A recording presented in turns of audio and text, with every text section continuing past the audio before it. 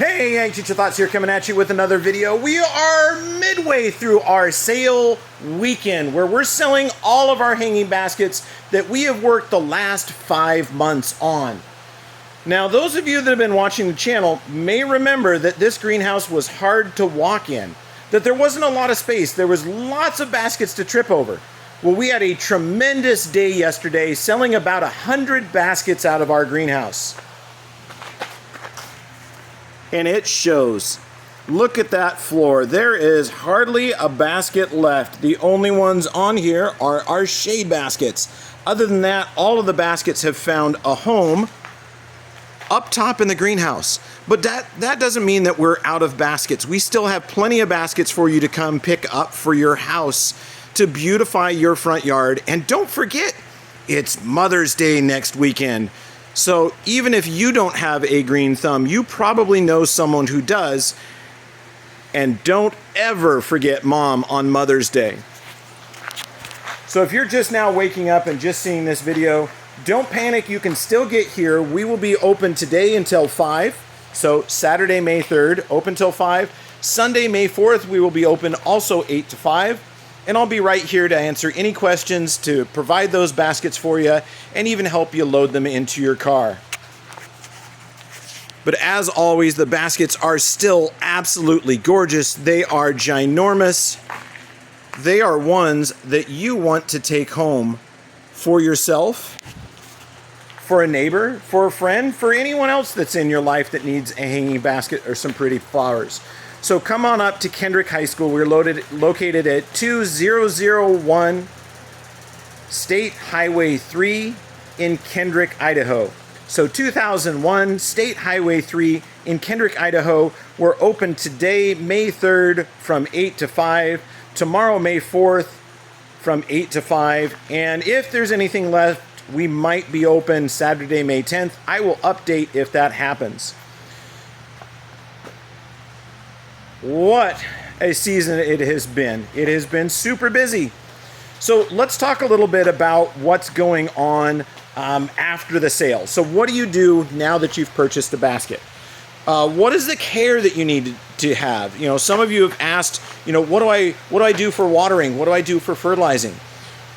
Well, one, hopefully you're subscribed to the channel, so you've got all of that info here. But you can go and, well, let's do a highlight list right now of what you need. Number 1, water your plants morning and evening while the temperatures are still in the 80s. Once we start creeping up in the 90s, it's a really good idea in North Idaho, where the air really dries out, to have a third watering sometime in the middle of the day. And, you know, that could be you water in the morning before you go to work, you water immediately when you get home, and then you water before you go to bed. That's if those hot temperatures get there and the humidity drops. These baskets need to have a little bit more water. Now, I do highly recommend that those of you that are in this area growing, that you get a drip system, something that will do that watering for you automatically.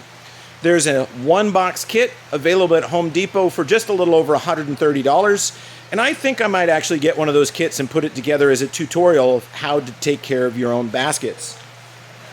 Now that you've remembered that you need to water them every day, we need to talk a little bit about plant food. So yes, plants do need to eat just like you and I need to eat. So this lovely green color that we have in here and all of these blossoms, don't worry, that one's supposed to be that color.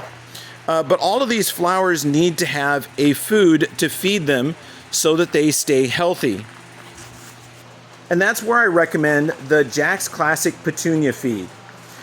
You can buy that at most independent garden centers. However, in North Idaho, I have found that it is difficult to come by.